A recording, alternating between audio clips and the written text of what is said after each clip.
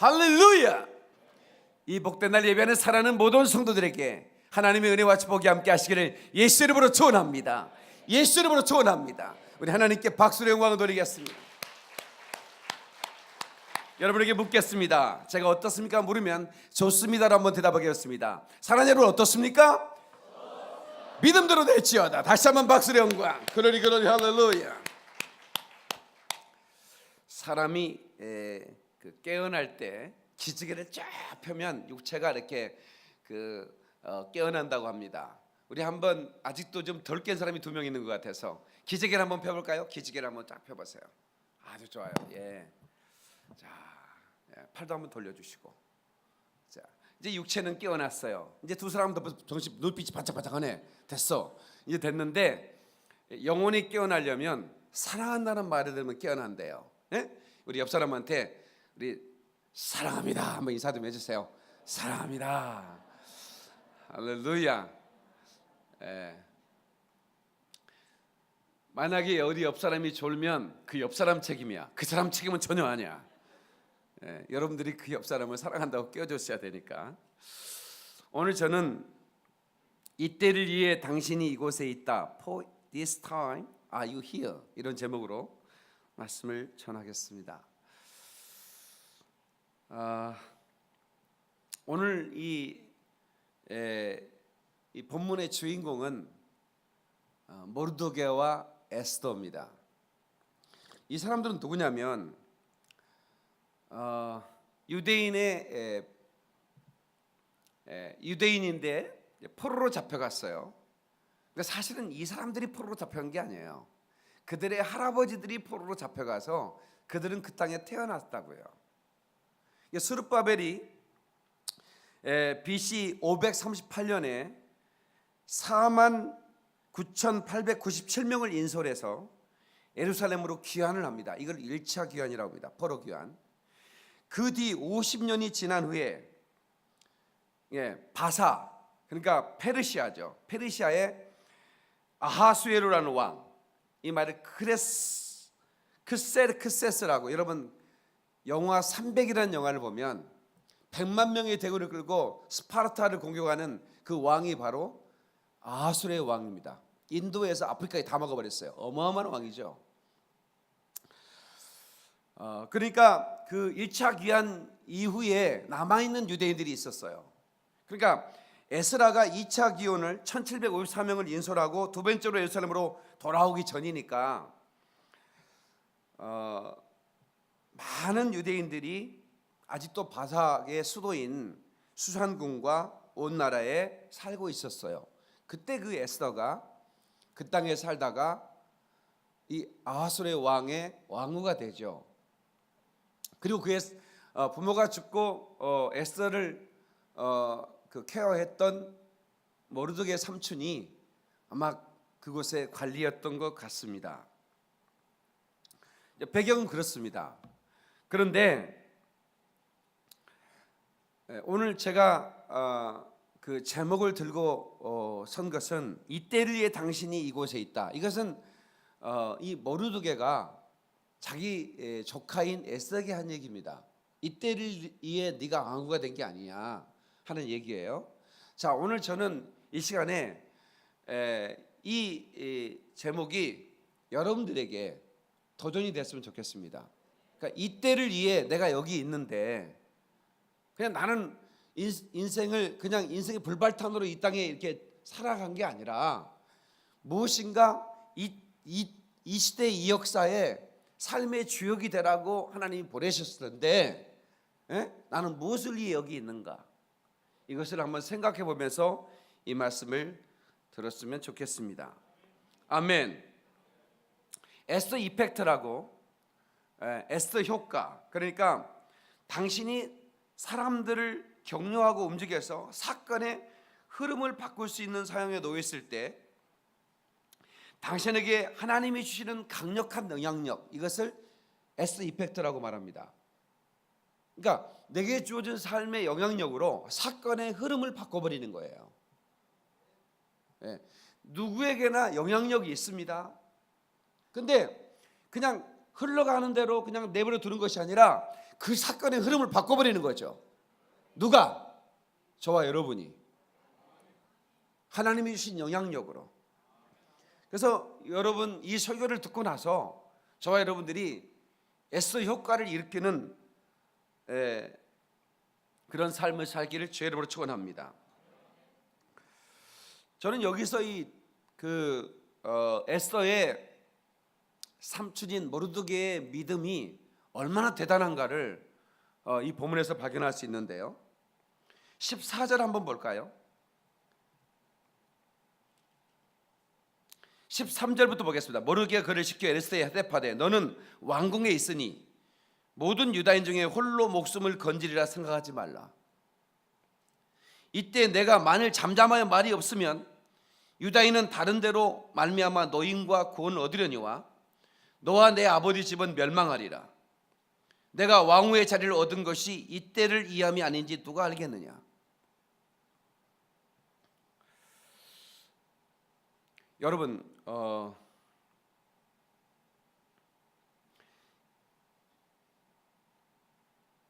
에스더는 왕후였어요. 근데 유대인이었습니다. 근데 그 하만이 그 아하수르의 그 왕 밑에 높은 관리였어요. 근데 이 사람은 유대인을 너무 싫어한 거예요. 그래서 유대인을 죽일 계획을 세운 거죠. 이제 그 계획을 세운 것을 누가 알았냐면 모르드게가 안 거예요. 제가 전에 모르드게가 삼촌이라고 했다가 어떤 분이 텔레비전 방송을 듣고 문자가 왔어요. 전화가 왔어요. 그 삼촌인지 따져보라는 거야. 족보를. 그 자세히 보니까 삼촌 뻘인데 좀 그래 우리나라 삼촌이라고 볼 수는 없는 그런 뻘이야. 그러니까 이제 촌수 또 따지고 그러다 전화하고 그러지 마라. 그냥 에스더를 키웠다 그거야. 근데 보통 우리는 삼촌 그러잖아. 그냥 이웃 사촌이라고 사촌은 좀 멀어 보여서 삼촌 그러잖아. 그런 거니까 그 또 목사님 성경 좀 똑바로 보고 설교하세요. 이러지 마시라고. 나도 봤는데 그게 쉬울 것 같아서 그렇게 하는 거예요. 뭔 말인지 아시겠지? 완전히 막 삼촌격 이런 건 아니야. 한번 자세히 봐봐봐. 근데 이 모르드게가 알았어. 그러면 유대인을 죽일 계획을 세웠으니까 아직은 죽이지 않으니까 뭐가 쉬워? 자기만 도망가면 돼. 얘들아 짐 싸라. 우리 다 몰살시켜버린단다. 도망가야 된다 하고 도망가면 그만이야. 그러지 않아? 우리가 지금 벌써 2년이나 지났는데 세월호만 하면 우리가 가슴이 막 끓잖아. 우리 쌩떼 같은 새끼들을 수학여행 보내다가 그냥 바다에 다 그냥 잠기게 했으니 얼마나 가슴이 아파 이거. 그런데 그 선장은 이 배가 침몰해서 위험하다는 걸 알잖아.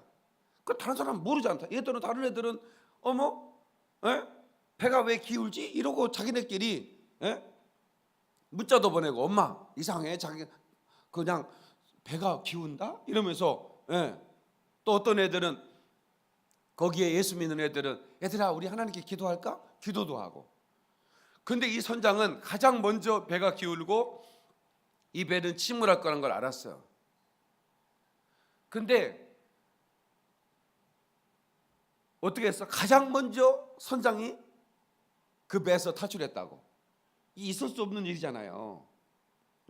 그래서 사실은 본능적으로 살고 싶어서 그랬다는 건 이해를 할 수 있지만 어떻게 그 많은 생명을 놓고 나올 수 있느냐 이거예요. 경고만 제대로만 해줬어도 많은 생명을 살릴 수 있을 텐데 모르드게가 마찬가지잖아요. 지금 유대인을 다 몰살시킬 계획을 그 정부 관리가 하고 있고 보통 사람이 하는 게 아니기 때문에 이거는 어느 날 유대인은 전부가 몰살될 기억인데 자기가 무죄인이잖아요.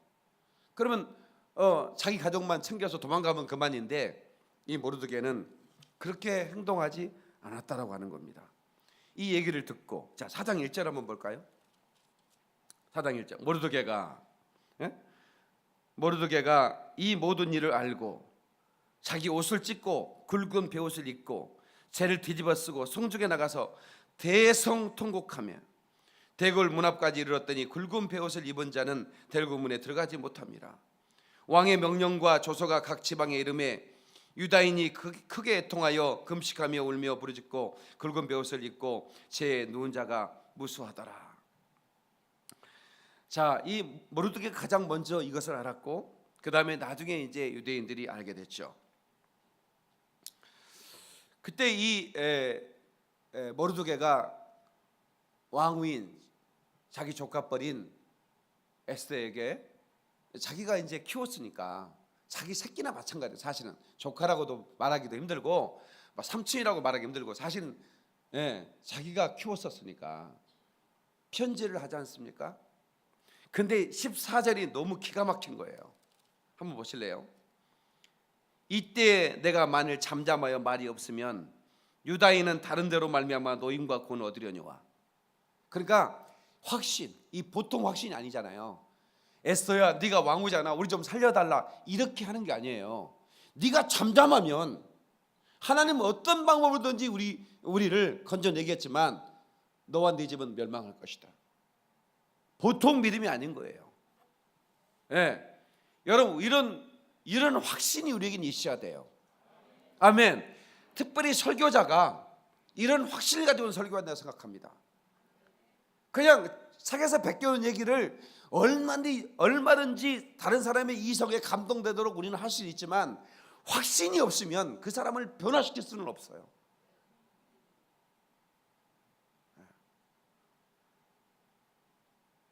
에스더 똑바로 들어.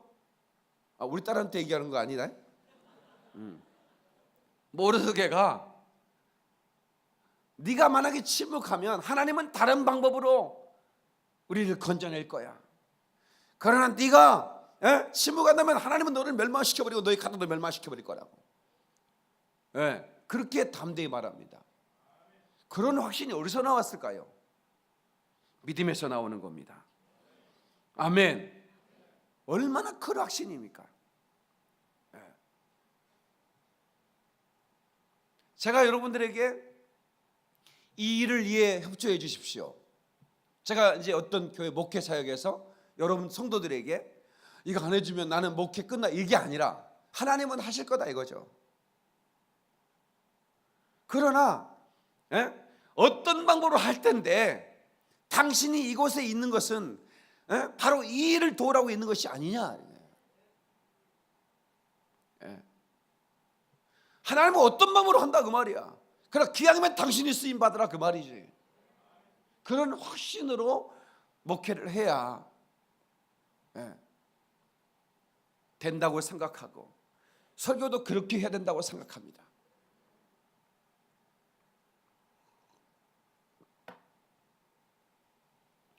믿음의 용기죠. 하나님이 살아계시고 하나님을 도우실 거라는 확신을 가지니까.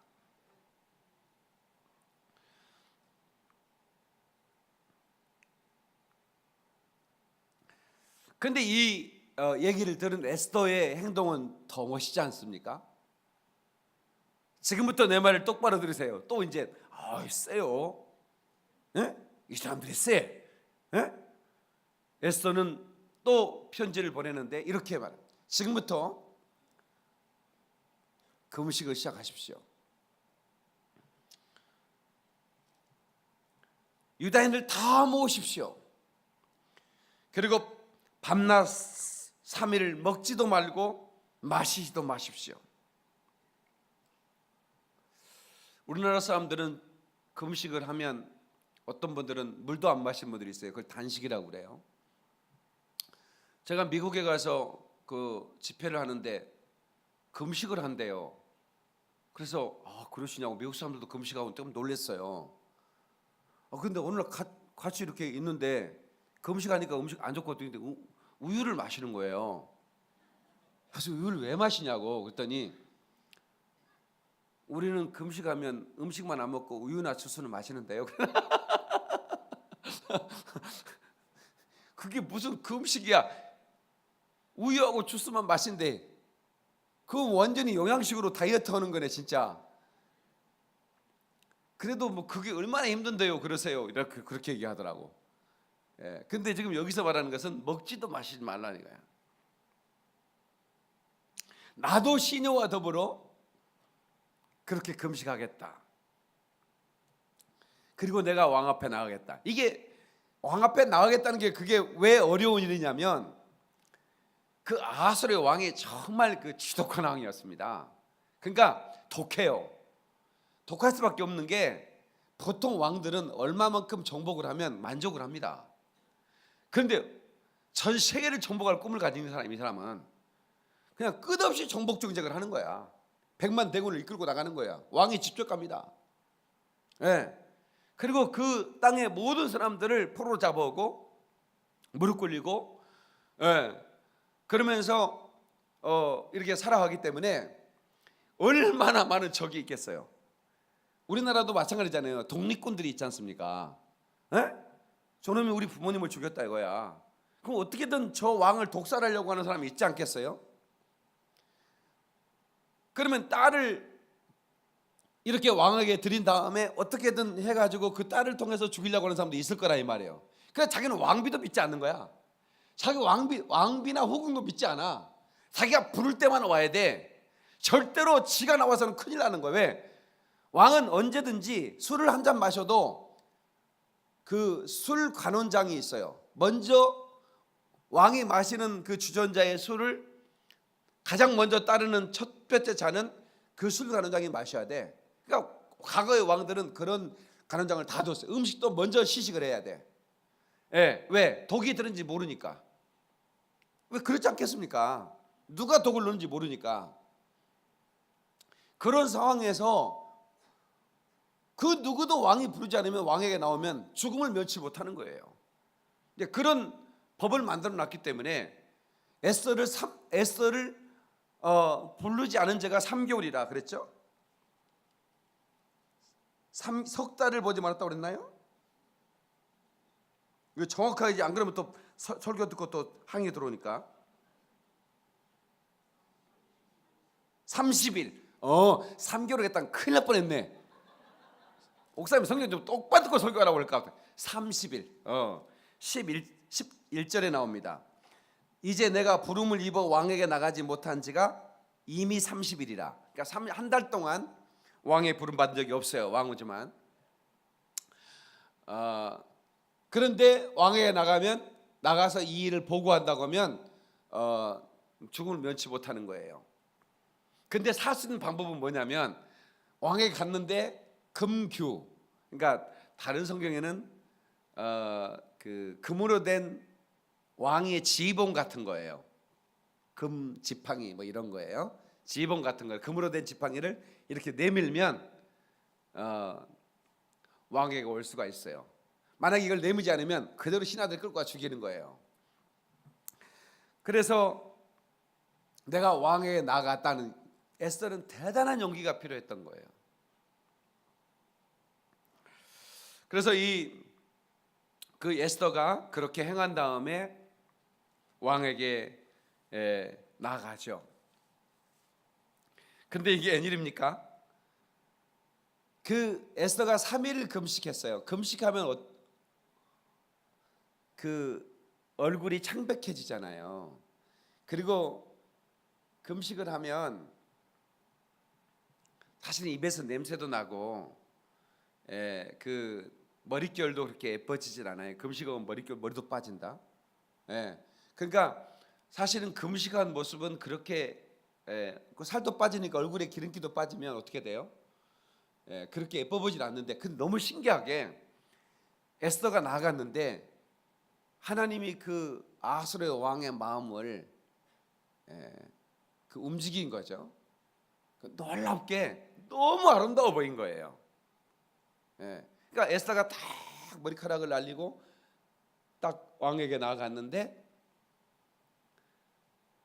왕이 이런 노래를 알았으면 이런 노래 불렀을 것 같아. 바람결에 흩날리는 머리카락 사이로, 이런 노래 있잖아요. 그런 그 에스더를 보면서 완전히 반해버려. 자기 왕인데도 방해가지고 에스더를 오게 하죠. 그리고 나중에 이제 이 하만의 계계가 왕에게 이제 전달되고, 나중에 하만이 살려달라고 에스더 발을 붙들고 있는데 왕이 화가 나가지고 밖에 나갔다 오니까 아니 세상에 자기가 왕후 발을 막 붙들고 있거든. 그러니까 이제 왕이 더 화가 나가지고 저 하만을 장대에 달아서 죽여라고 명령을 합니다. 그래서 유대인을 죽이려고 특별히 그 모르드게를 죽이려고 만들어놨던 그 자기 집 앞에 그 장대에 뭡니까 그 목을 매다는 그런 단두 그런 데 있지 않습니까? 거기에 그 하만이 달리게 되죠. 이게 사건의 흐름을 바꾸는 영향력입니다. 이것은 두 가지가 있어야 돼요. 하나는 확신이에요. 하나님이 도울 것이라는 확신. 다 같이 확신. 우리는 이 확신을 가지고 신앙생활을 할 때 하나님의 그 놀라운 그 역사를 경험할 수 있어요. 믿음의 확신 말이에요. 하나님이 도울 것이다. 전혀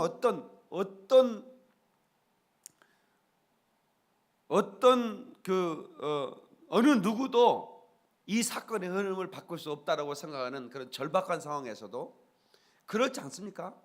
왕이 조서가 내렸고 하만은 가장 권세 있는 자인데 유대인을 다 전멸시키겠다고 하는데 누가 그 흐름을 바꿀 수 있겠냐? 당시에 그 유대인들은 너무 힘인 어떤 저항할 수 있는 힘이 없는데, 그런데 그 연약한 여인 하나가 그리고 그 하나님을 신뢰하는 그 믿음의 사람이 이 사건의 흐름을 바꾸는 겁니다. 그래서 우리 믿음의 사람들은 어떤 경우에도 떨지 말고 또 쫄지 말고 믿음의 품위, 이걸 디그니티라고 그러는데 믿음의 사람들은 품위가 있어야 됩니다. 위엄이라고 그럽니다. 위엄. 아무것도 없어도 우리 주님이 함께 하시면 된다. 우리 주님이 역사하시면 된다. 절대로 여러분의 주머니가 비었다고 여러분 위축되지 마십시오. 지금 현재 여러분의 삶이 어렵다고 절대로 위축되지 마세요. 하나님은 여러분 편이니까. 하나님은 여러분의 아버지가 되시잖아요. 두려워하지 마세요. 믿음의 용기를 가지십시오. 여러분, 실패라고 하는 거, 어떤 사람이 성공했다라고 할 때 그 성공이 끝까지 성공이 되냐, 어떤 사람은 그 성공 때문에 그 사람이 멸망한 사람도 있고요, 어떤 사람은 실패했는데 그 실패를 딛고 어떤 사람은 더 성공의 자리에 딛고 일어서는 사람도 있습니다. 저는 여러분들에게 어떤 사람이 먼저 야, 저 사람은 참 부럽다, 왜 저렇게 믿음도 별로 없는 것 같은데 저 사람은 지금 잘 되고, 나는 그래도 이렇게 하나님 의지하고 살아가는데 왜 내 인생은 이렇게 꼬여만 가고 도대체 답답하게 견딜 수 없구나, 내가 언제까지 참아야 되느냐, 이렇게 말하는 사람이 있는데 그렇게 말하면 안 됩니다. 언제까지 참아야 되느냐, 여러분 참을 만큼 참아왔지? 그지? 그 정도는 누구나 다 참는 거야. 내가 언제까지 참아야 돼? 내가 이제까지 참아왔는데 이제 그게 시작인 거야. 거기서부터 참아야 돼. 다른 사람은 그 정도는 다 참는 거야. 여러분, 요셉을 보세요. 요셉이요, 노예로 형제들이 자기를 팔은 거 이해할 수 있어. 그래, 팔려갔어. 그래서 그렇게 노예 생활을 하는데 그 정도까지 참아. 근데 세상에 그 주인 아줌마 모함 때문에 감옥에 가. 내가 언제까지 참아야 돼? 내가 더 이상 못 참아. 이러면 어떻게 요셉이 총리가 되냐고. 그래도 참는 거야. 옆 사람 인사 좀 해줘. 그래도 참아야 된다고. 그래가 역사 나타나지. 제가 말씀드렸잖아. 이 꽃이라고 하는 것은 계절을 만나야 된다고.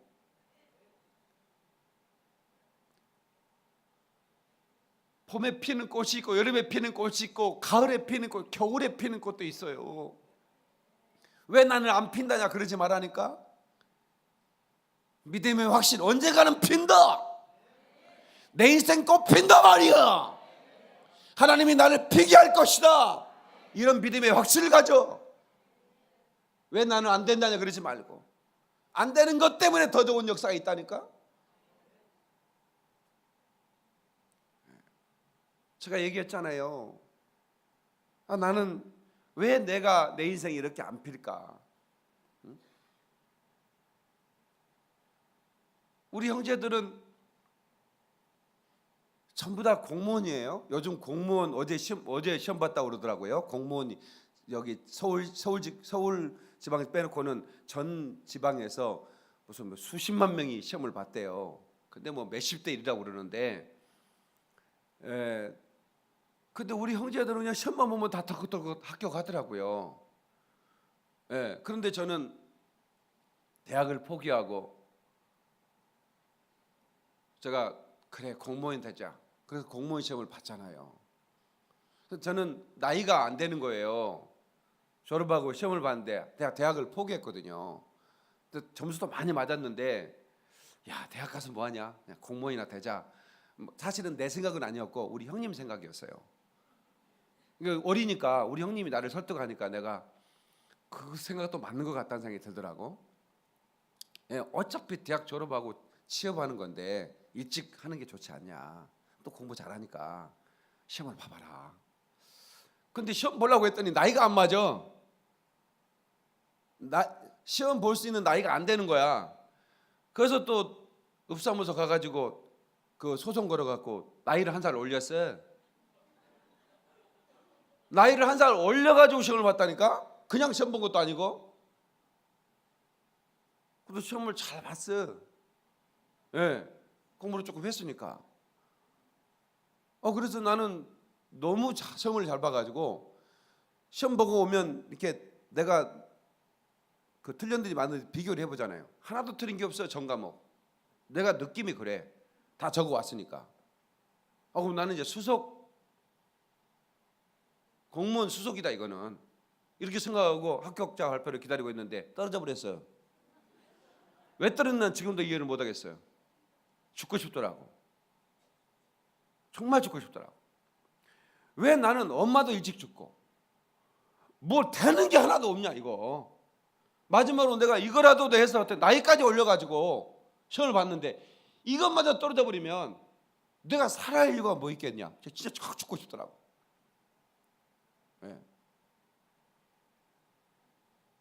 근데 하나님은 우리 인생을 짧게 보는 게 아니에요. 길게 보시거든요. 근데 우리는 길게 보는 안목이 없는 거야. 그 순간 바라보니 죽고 싶은 거야. 우리 현성이가 지금 대학을 3번째, 연세대학교 합격해놓고도 그냥 때려쳐버리고 또 시험 봤는데 떨어져 버렸어요. 떨어진 건 아니고 뭐 이제 자기가 좀 목표를 하나 대학이 있는데, 그래도 남들은 가고 싶은 대학도 안 가고 다 그만두고 다시 도전했는데 안 돼. 지금 이번에 3번째야. 저럼 죽고 싶을 거야 지금. 내가 뭐 하는 것이냐 이런 생각이 들 거야 아마. 근데 나중에 인생을 길게 보세요. 나중에 제 나이 돼서 보면 그때 합격했으면 큰일 날 뻔했다는 생각이 들었을 거예요. 나중에 하나님 인도가 있다니까요. 우리 형님이요 부산 세간에 근무하기 전에 그 행정직 봐가지고 그 읍사무소 면사무소 근무한 적이 있어요. 내가 우리 형님 예수 믿고 이제 교회 다니는 분인데 이제 총각대야. 근데 학교 같이 자취했거든. 같이 이제 살았는데 형이 비틀비틀하고 와. 영민아 어떻게 지냈냐? 이러고 아니 형 왜? 한잔했다. 아니 뭐 예수 믿는 청년이 한잔해. 아휴 이장님들이 안 먹으면 쳐들어간다고 해갖고 이게 뭐 직원이 가기만 하면 이장님들이 오셔. 우리 이준 이장님 어디 있어? 이준 이장님 어떻게 뒤에 앉았어? 거기 선장 안고 있어 지금? 이장님 여기 앉은 자리인데 그 구리가 있네 거. 저 이장님은 면사무소 직원 오면 맨날 저 한잔 하라고 하실 거야 그죠? 저는 이장님한테 잡혀갖고 맨날 한잔. 그래가지고 나중에 집에 와도 막 오바이트하고 막 이래요. 술을 못 먹으니까 우리 집안은 못 먹거든요. 그러더니 이제 나 그만둬야겠다. 도저히 못 하겠다. 맨날 이장님들하고 잡혀서 술 먹으니까 그래가지고 이제 그만두고 이제 세간직을 시험 봐가지고 또 돌고 합격하더라고. 예. 그래가지고 이제 새가는 그렇게 뭐 먹이는 사람은 없어. 예. 그런데 이제 내가 만약에 그거 합격했으면 내가 완전히 나는 이제 이장님들한테 맨날 그랬을 가능성이 상당히 많으니까 우리 하나님이 이렇게 적당히 떨어지게 만들어 준 거다고 생각을 지금은 해요. 지금은 여러 가지 수준 있는 사람들 만나고 같이 이렇게 살잖아요. 이거 얼마나 감사한지 지금 생각하면 그때 합격했으면 어쩔 뻔했을까 하는 생각을 지금 해본다 이 말이야. 예? 예. 그래서 여러분들이 절대로 그런 지금 현재 실패하고 지금 어려운 것 때문에 왜 하나님 나를 사랑하지 않느냐? 왜 하나님은 나를 이렇게 버린 거 아니냐? 뭐 이렇게 하나님께 따지고 그러지 마시고 하나님은 여러분들을 더 선한 길로 인도하고 계시다고 믿으시기 바라고 어떤 경우에도 이렇게 그 유대인들이 포로로 잡혀갔으면서도 하나님께 기도하고 하나님을 찬양하고 이렇게 금식까지 하면서 하나님을 의지하고 사랑하는데도 불구하고 죽이려고 하는 사람이 많고 또 그런 계략이 실제로 진행도 있는데 그들이 얼마나 힘들겠어요. 1차 포로로 귀환된 사람 먼저 예루살렘에 가서 하나님을 마음껏 예배하고 있는데 우리는 여기 남아가지고 뭐냐 이거 왜 그들은 돌아가고 우리는 여기 남아 하나님 우리를 버려버린 거 아니냐 이렇게 말할 수 있을 수 있잖아요. 그런데도 그들은 하나님을 향한 믿음의 확신을 버리지 않고 금식하면서 하나님을 의지했더니 하나님이 모든 흐름의 사건을 바꾸더라 그 말입니다. 아멘. 여러분 사건의 흐름을 바꿀 수 있는 능력을 갖기를 주의 이름으로 축원합니다. 아멘. 두 번째는요, 하나님께 쓰임받기 위해서 자신을 잘 관리하고 준비시켜야 됩니다. 다 같이 자신을 잘 관리하고 준비해야 된다. 그러니까 우리 이 시대에 우리가 하나님의 역사, 주님의 역사를 우리가 만들어 가기 위해서는 내가 준비하지 않으면 안 돼요. 여러분 오프라 윈프리라고 알죠? 그 사람 정말 대단한 사람. 원래 그 사람은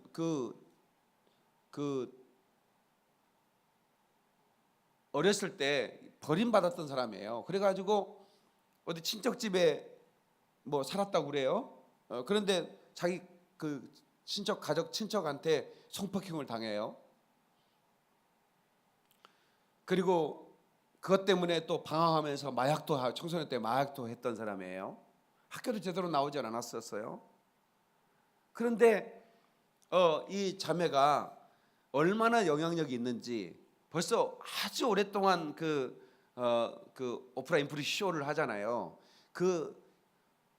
녹화 방송 말고 생방송으로 몇 억이 듣는데요. 전 세계에 송출이 되고 그러니까 얼마나 영향이 있겠어요. 그 자매가 그 책을 하나 들고 나는 요즘 이 책 읽어요 하면 순식간에 베스트셀러가 되고요. 그냥 그 자매가 옷을 입고 오면 그 옷은 완전히 불티나게 팔리고 그냥 영향력이 대단한 여자예요. 세계에서 가장 영향력 여자 중에 1위가 이제 독일의 그 여자 총리 있죠. 그 다음에 몇 번째 안 가는 여자들이에요. 요즘 힐러리가 좀 잘 나가죠. 근데 언제나 그 영향력의 몇 순위 안에서 그것도 20년 동안 밀리지 않는 여자가 있다면 바로 그 자매죠. 근데 그 자매가 이것이 사명이다라는 자서전을 하나 썼어요. 그 자서전에 4가지 사명이 나오는데 이래요. 첫째, 남보다 더 가졌다는 것은 축복이 아니라 사명이다. 다시 남보다 더 가졌다는 것은 축복이 아니다. 사명이다. 그러니까 모르드게는요, 자기가 키웠던 에스더가 왕비가 됐다는 거 그게 축복이라고 생각한 적이 없는 거예요. 네? 그건 너의 사명일 뿐이다 이렇게 얘기하는 거예요. 네? 그러니까 이런 시선으로 우리가 바라보면 참 좋겠어요. 우리가 어떤 출세를 했다, 돈을 벌었다, 우리가 어떤 남들이 보러하는 자리에 있다, 이것은 야 성공이다, 난 축복이다 이렇게 생각하지 말고 모르드게처럼 사명이라고 생각했으면 좋겠고, 오프라 윈프리처럼 말입니다. 네가 그 자리에 올라간 것은 이때를 이함이 아니냐 말이야. 그건 축복이 아니야. 그건 사명이야. 이거예요. 그래서 이번에 기독교 크리스찬 국회의원들이 다 모여서 지난주에 예배를 드렸거든요. 한 100여 명 돼요. 그중에 바쁜 분들 몇 명 안 나와 80여 명이 국회의원들이 모여서 예배를 드렸어요. 거기에 이혜훈이라는 여자 국회의원이 4선이에요. 3선인가? 3선인가 그래요. 그런데 그 국회의원이 그 동료 국회의원들에게 마이크를 들고 이러는 거예요. 이번에 20대 국회에 당선된 여러분, 하나님이 저와 여러분을 이 국회에 보내주셨습니다. 예. 우리가 똑똑해서가 아니라 하나님이 이곳에 보내신 것은 이 시대에 우리가 해야 할 역할이 있기 때문이라고 저는 믿습니다. 그러면서 동성애 문제를 꺼내는 거예요. 이건 막아야 됩니다. 성소수자 특별법 이건 막아야 됩니다. 이건 우리가 막아야 됩니다.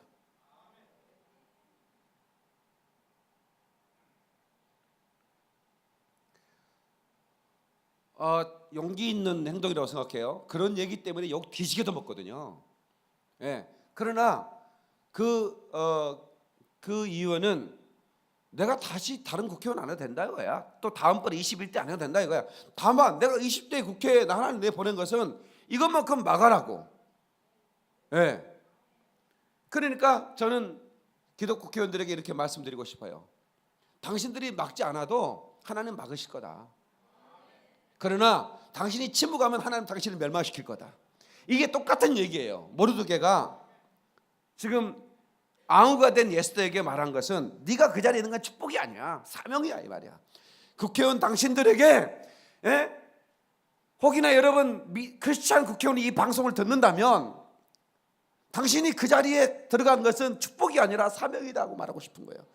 제가 모르드게처럼 그들에게 말하고 싶은 거예요. 특별히 20대 국회는 굉장히 중요한 국회예요. 뭐 어느 때나 마찬가지지만.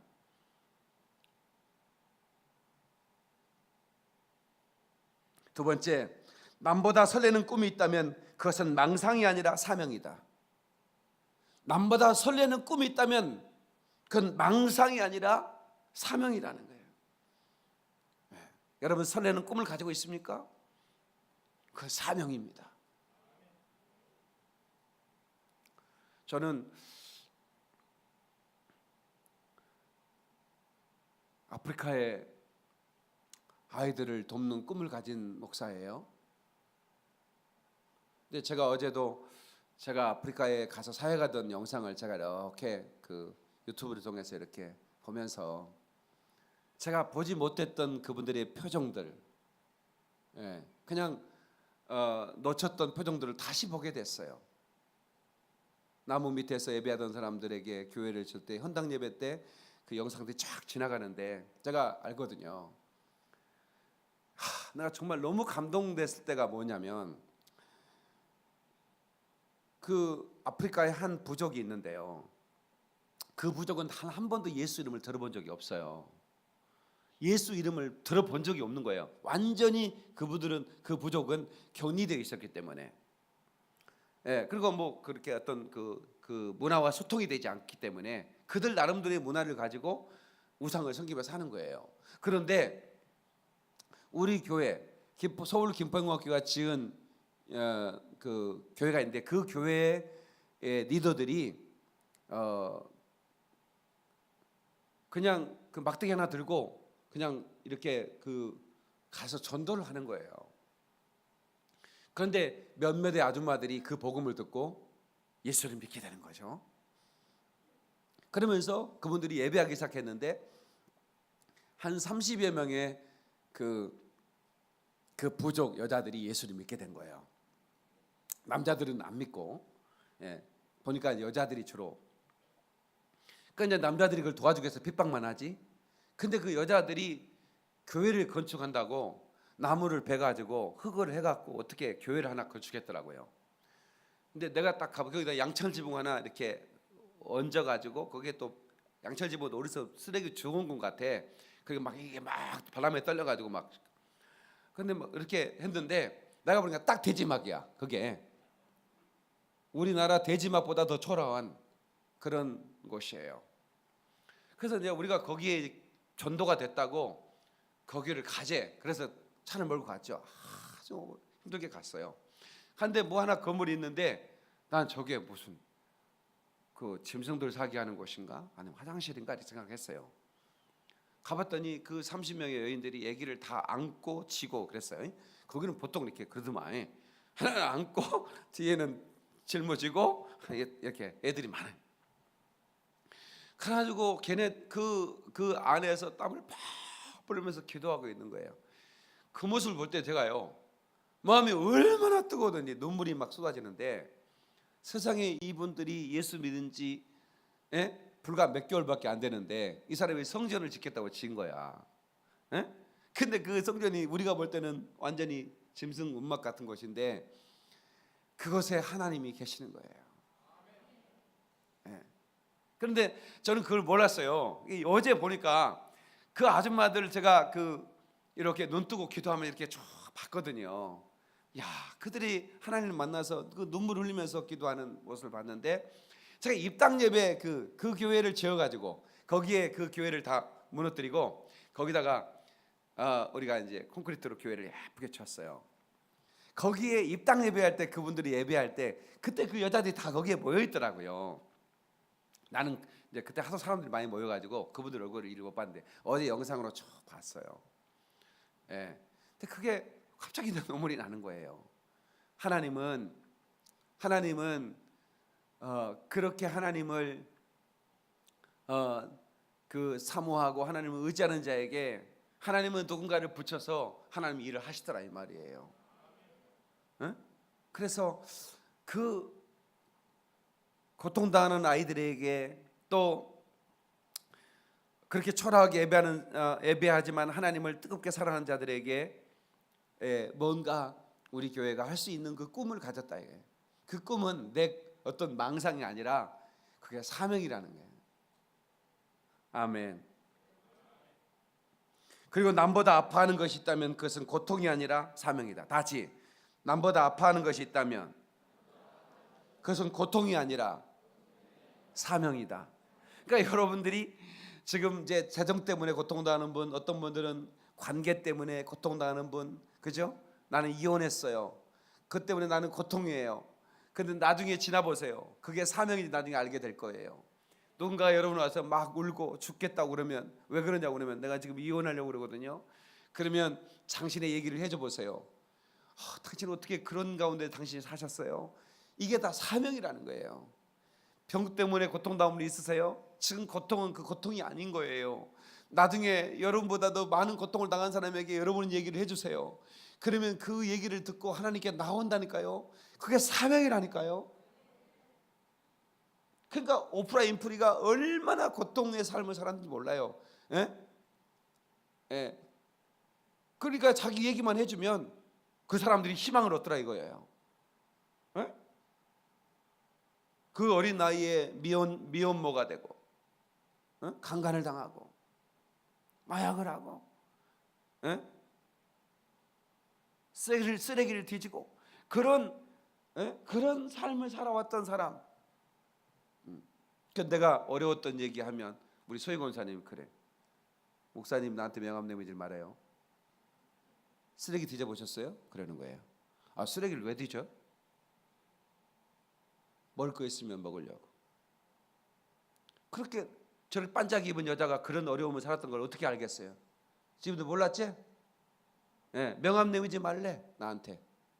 목사님 고통이 아니래. 그러니까 내가 또 위로가 되더라고. 저 여자는 저렇게 고통당했는데 반짝이 입고 다니는데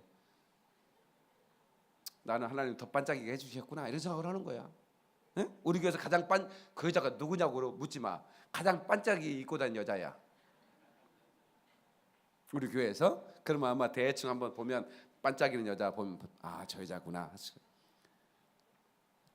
그렇게 고통스러운 삶을 살아왔는데 하나님이 어느 순간에 그를 높여주고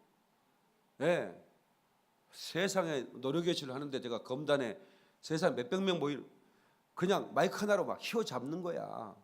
그때 어떤 할머니가 우리 권사님 보면서 뭐라고 하는 줄 아세요? 나는 우리 권사님이 은인입니다 그래. 그래서 왜 그러세요? 그랬더니 노래교실 희망이 없어 노래교실 왔는데 노래교실 와서 우리 소희 권사님이 웃기고 울리고 그래갖고 그냥 웃다가 울다가 보니까 암이 없어져 버렸다는 거야. 그분은 예수 믿는 사람도 아니야. 그냥 소희 권사 노래교실파야. 근데 암이 없어졌대. 에? 그래서 날마다 갈비짝 가지고 손대는 거야. 이 여자 때문에 내가 암이 없어졌다고. 의사가 그러더래. 뭐 했길래 암이 없어졌냐고. 자기는 아무 동기 없고 노래교실 가서 노래 부르고 웃고 그런 것밖에 없는데. 그러니까 소희 권사를 우습게 보면 안 해요. 대단한 여자예요. 그런데 과거에 얼마나 그냥 쓰레기통을 뒤져서 먹었대. 그런 삶을 살아왔었다는 거야. 여러분, 고통은 사명. 다 같이 고통은 사명이다. 또 하나 마지막입니다. 남보다 부담되는 것이 있다면 그것은 강요가 아니라 사명이다. 다시, 남보다 부담되는 것이 있다면 그것은 강요가 아니라 사명이다. 여러분, 에스더가 얼마나 부담스럽겠어요. 근데 그 부담을 부담으로 느끼지 않는 믿음의 여인이었죠. 그죠? 아니, 모르드게가 자기를 좀 키워줬으면 그만이지. 수상에 자기 왕후 자리 이게 어떻게 올라온 자리인데, 그걸 내가 왕의 칼에 죽으라고 지금 나를 시키는 거냐? 부담스럽을 수 있죠. 부담 안 스럽겠어요? 저는 부담스럽다고 생각해요. 그렇지만 이 여인이 믿음의 용기를 사용해서 그렇게 나가기 때문에, 그럼 그렇게 나가기 전까지 갑작스럽게 그런 환경이 됐을 때 그런 사람이 될 수 있느냐? 그렇게 생각하지는 않습니다. 에스더가 평상시에 그런 믿음을 가지고 있었다는 겁니다. 아멘. 그런 믿음을 가지고, 죽으면 죽으리라. 이야, 다 같이 죽으면 죽으리라. 주목 쥐고 하시라. 죽으면 죽으리라. 죽으면 죽으리라. 그러니까 이 믿음, 이 에스더는 왕 앞에 나가실 때, 왕에게 이런 계략을 알려라고 했을 때 부르지도 않은데 나가면 죽을 수 있는데 얼마나 큰 용기가 필요했겠어요. 그런데 이 여인은 그래. 죽으면 죽으리라. 자기 혼자 사겠다고 하지 않는 거예요. 여러분, 사도 바울이요, 로마서 8장에 보면 내가 그리스도에게 붙어 있는데 어떤 것도 나를 끊을 수가 없다, 이런 고백을 하잖아요. 이걸 한번 찾아봤으면 좋겠어요.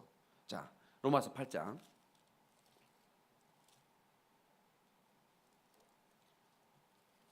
신약성경 로마서 8장을 한번 찾아봐요. 컨빅션, 확신이죠. 이 내가 확신하는데 이 말이에요. 자, 내가 확신하노니. 시작.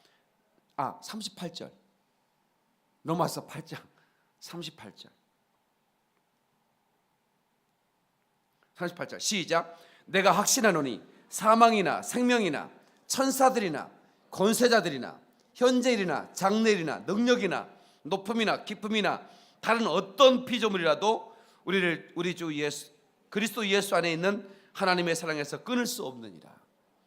얼마나 큰 확신인지 알겠죠? 어떤 것도, 높은 것도 낮은 것도, 칼도 권세자도 사망도 누구도 나를 끊을 수 없다. 자, 이런 확신이 있는 사람이, 성경은 우리는 로마서 8장 31절까지만 보면 안 되잖아요. 39절까지만. 우리 9장에 있잖아요. 또 9장을 봐야 돼. 그런데 9장에는 어떤 말씀이 나오냐면 너무 놀라운 말씀이 나와요. 9장 1절 2절 보세요. 3절까지 시작. 내가 그리스도 안에서 참말을 하고 거짓말을 하지 아니하노라.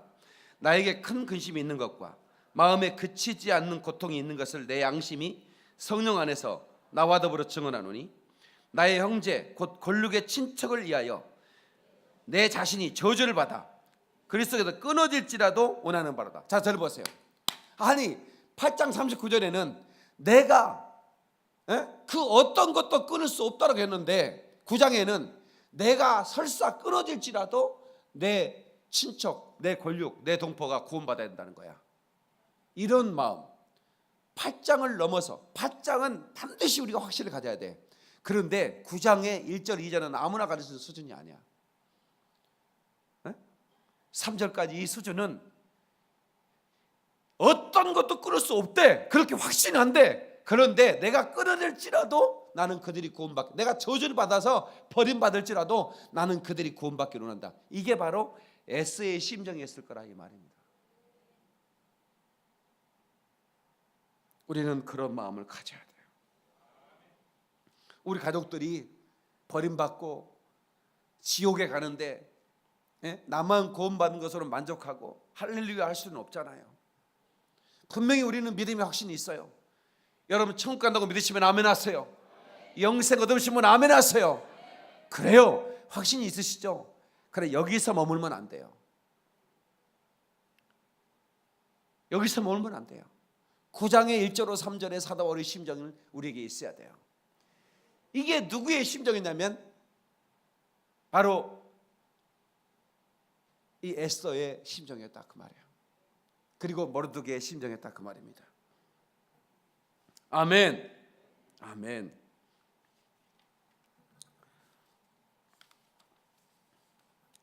마지막으로 전적으로 하나님을 신뢰하고 용기 있게 행동해야 된다. 다 같이 전적으로 하나님을 신뢰하고 용기 있게 행동하라.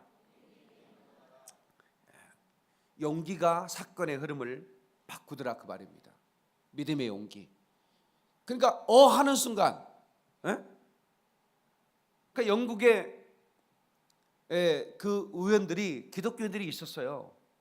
근데 뭐 내가 침묵해 누군가는 하겠지. 또 이런 성소자 특별법이 뭐 우리 어마어마한 이 영국의 기독교를 무너뜨릴 수 있을까? 그렇게 생각하고 침묵했어요. 어느 순간 교회가 막 무너지기 시작한 거예요. 지금 영국의 교회들 아시잖아요. 영국은 관광지가 됐어요. 교회가 술집이 되고, 교회가 이슬람 사원이 되고, 카페가 되고, 디스코테크 아시죠? 그 뭐죠? 그 춤추는데 그걸 뭐라 그래? 카바레가 되고. 그래서 아예 관광 코스가 된 거 아시죠? 근데 그 사람들이 리모델링 안 합니다. 교회를 그대로 써요. 십자가 그대로 걸어놓고 여기 이렇게 있잖아요. 교회 구조를 그대로 놔두고 오히려 자랑스럽게 우리는 교회를 인수해서 술집을 하고 있다. 조롱하듯이.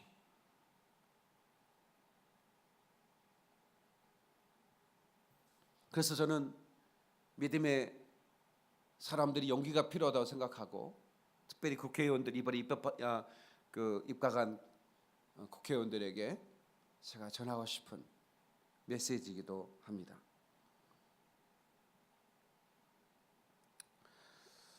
참 이 에스더서는 삼국지보다 재밌고 춘향전보다 더 재밌어요. 진짜 한번 쭉 읽어보세요. 얼마나 놀라운지.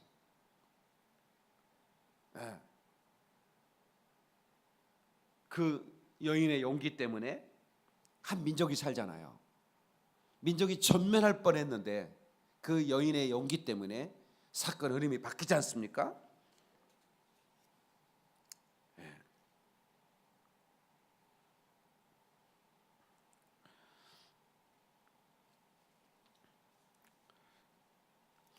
네가 왕후의 일을 얻은 것이 이때를 이함이 아닌지 누가 아느냐.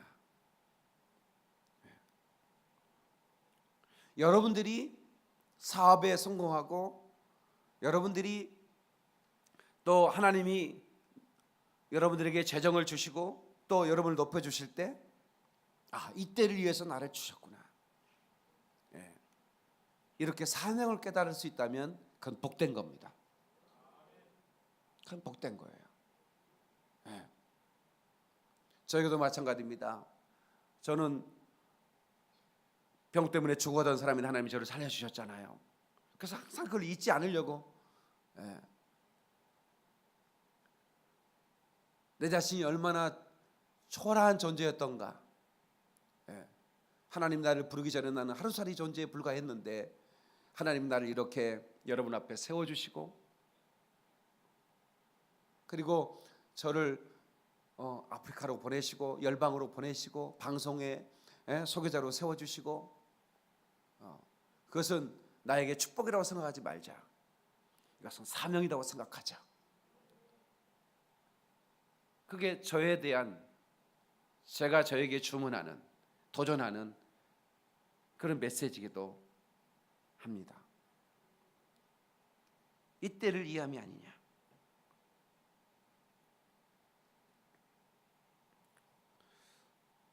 말씀 맺겠습니다. 성도 여러분, 우리는 살다 보면 용기가 필요할 때가 있습니다. 용기가 필요할 때 그 믿음의 용기를 가지고 행동하십시오. 아멘. 신앙인의 디그니티, 품위를 가져야 됩니다. 절대로 그 품위를 잃지 말아야 됩니다. 죽으면 죽으리라, 이런 믿음의 용기가 그 품위를 갖게 하는 겁니다. 아멘. 어느 순간 하나님이 내게 축복해 줬을 때 그 축복에 취하면 안 됩니다. 아, 이게 축복이구나, 할렐루야, 이게 아니라 왜 이런 축복을 내게 주셨을까? 이거 내 사명이다. 아멘. 이거 내 사명이다. 거기에서 이 에스더의 삼촌의 딸이니까 사촌이다, 그게 딱 정답이다. 삼촌의 딸, 그 에스더서 2장에 보면 나와요. 그 삼촌의 딸. 근데 우리는 삼촌 그러니까 틀린 건데, 삼촌의 딸이면 몇 촌이야? 사촌 맞아요. 사촌. 예, 사촌이었던. 근데 사촌 그러면 조금 너무 멀어 보이니까 목사님들이 삼촌 하다 보니까 우리는 우리도 모르게 삼촌인가 보다 한 거야. 맞아, 사촌이야.